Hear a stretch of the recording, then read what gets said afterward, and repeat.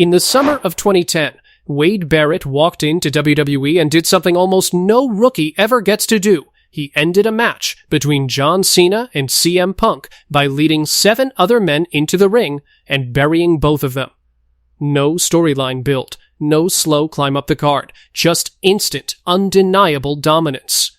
Within months, fans and insiders were saying the same thing out loud: this man is going to be WWE champion. He had the look, the voice, the size, and a faction, the Nexus, that felt like it could tear the entire roster apart. He never won that title. Not once, in over a decade with the company. So, what happened? How does a guy who main evented 5 pay-per-views in his rookie year end up remembered mostly as a color commentator? The answer isn't one bad decision, it's a pattern that repeated itself across 6 years. And it's a pattern WWE has repeated with dozens of stars before and since. Let's break it down. Before Wade Barrett was Wade Barrett, he was Stuart Bennett, a marine biology graduate from Liverpool, who became a bare-knuckle boxing champion before ever stepping into a wrestling ring. That backstory alone made him different from the usual indie to developmental pipeline. He didn't look like a guy chasing a dream. He looked like a guy who could actually hurt you. WWE brought him in, and he won the first ever season of NXT in 2010, then made his main roster debut on Raw that same year, quickly rising to prominence as the leader of the Nexus, a villainous faction made up of the rest of that NXT rookie class. The Nexus didn't just debut, they invaded. They tore up the ring, attacked Vince McMahon, and made Barrett the face of a genuine main event storyline within weeks of arriving.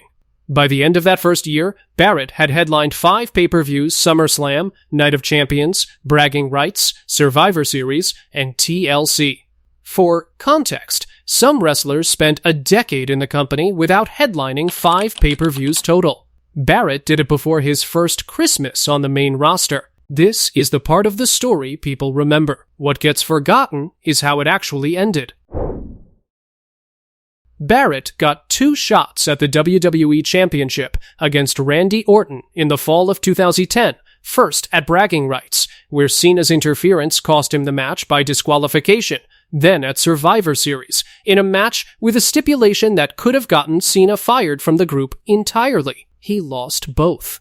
This is where a lot of longtime fans point to the real turning point. The Nexus storyline was built entirely around the idea that Barrett could beat Cena's team, WWE, and take the title. When the payoff never came, it didn't just cost Barrett a championship, it told the audience something.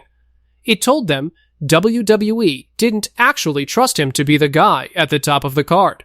And once an audience senses that hesitation, it's hard to unlearn it, no matter how the character is repackaged afterward. Barrett himself has acknowledged this gap between the hype and the outcome. In a later interview, he reflected that Nexus felt like a mind-blowing experience that, in his view, ended before it should have, even though it only lasted around 6 months. It's still what people bring up to him most. He also drew the comparison fans still make today. 2 years later, The Shield debuted with a similar dominant faction concept, but WWE let them actually win, which is a big part of why that group's momentum never stalled the way Nexus's did. That's the difference between a hot debut and a sustained push, and it's the first sign that WWE's commitment to Barrett as a top guy was shakier than the initial rocket ship push suggested. If Nexus was the missed opportunity, the Corr was the disaster. In early 2011, Barrett moved to SmackDown and formed the Corr alongside Ezekiel Jackson and former Nexus members Justin Gabriel and Heath Slater. On paper, this looked like WWE doubling down on what worked, give their new star leadership of another faction. In practice, it fell apart almost immediately. The group insisted all 4 members were equals, and even though it was obvious Barrett was the biggest star among them, WWE simply didn't push the Corr with anywhere near the intensity it gave Nexus. The stable became a running joke compared to its predecessor, and it wiped out the momentum Barrett had spent the second half of 2010 building. He went from being arguably the hottest act on Raw to an afterthought on SmackDown from WWE Championship contender to holding one of the least prestigious Intercontinental Championship reigns in recent memory. This is the part of Barrett's story that gets underrated. A hot debut can be undone by one bad follow-up decision, and the Corr was that decision.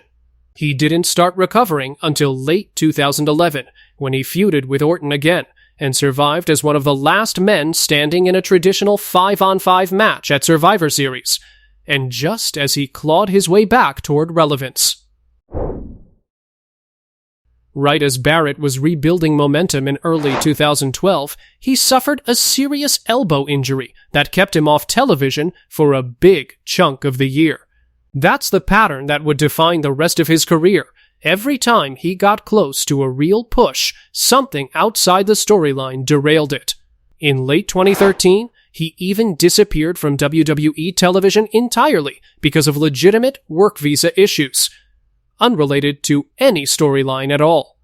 He returned as Bad News Barrett, arguably his most over character, a smug, elevated podium heel that fans genuinely enjoyed hating.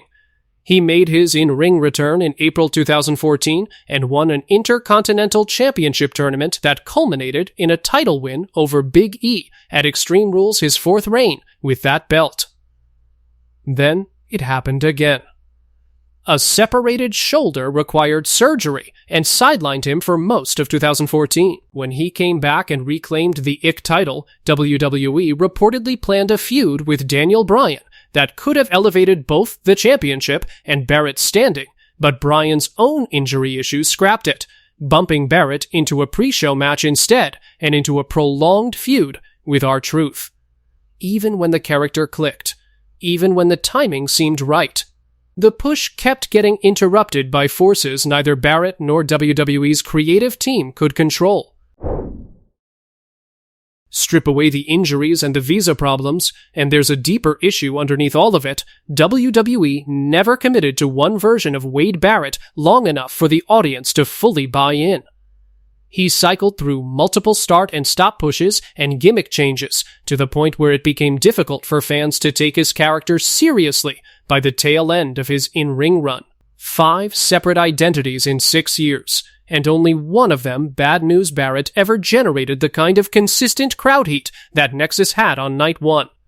And ironically, when fans did finally rally behind that Bad News persona, WWE responded by keeping him as a heel and stripping away the elements that made the act popular. Rather than transitioning him into the top babyface spot, the reaction was practically begging for.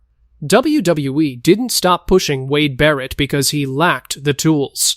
He was a tall, legitimately intimidating heel who felt like a genuine brawler, rather than a manufactured action figure, the kind of look and presence companies build championships around. They stopped because every time momentum built, either the creative team pumped the brakes, an injury interrupted the timing, or a storyline decision undercut the exact thing that was working. Repeat that cycle 5 times over 6 years, and even the most talented performer starts to read as a mid-card guy by default, not because the ceiling wasn't there, but because the company never let him stay in one lane long enough to prove it. None of this means Barrett's WWE run was a failure. He became a 5-time Intercontinental Champion, using what's often called wrestling's workhorse belt as the defining accomplishment of his in-ring career. He also won King of the Ring by 2016. Rumors of recurring injuries and frustration with his position on the card pointed toward his exit from the company, and he ultimately left when his contract expired. What's genuinely remarkable is the second act. Barrett didn't fade into obscurity. He rejoined WWE as a broadcast commentator in August 2020, working NXT, then SmackDown, and now Raw. His commentary has earned real praise from fans and critics, giving him a distinctive voice on the desk that's helped him carve out an identity separate from partners like Pat McAfee. In a strange way, Wade Barrett found on commentary what WWE never fully gave him in the ring, a role where the spotlight didn't get taken away every time it started to shine. So was Wade Barrett a victim of bad booking, bad luck, or just the wrong era? Honestly, it's all three. But if there's one lesson in his story, it's this: a hot debut means nothing if the follow-through isn't there. WWE has run this exact playbook on other stars before and since, and we're going to cover more of them soon. If you want to see who's next, subscribe and turn on notifications, and drop a comment telling me which Wade Barrett gimmick you think deserved the actual main event push.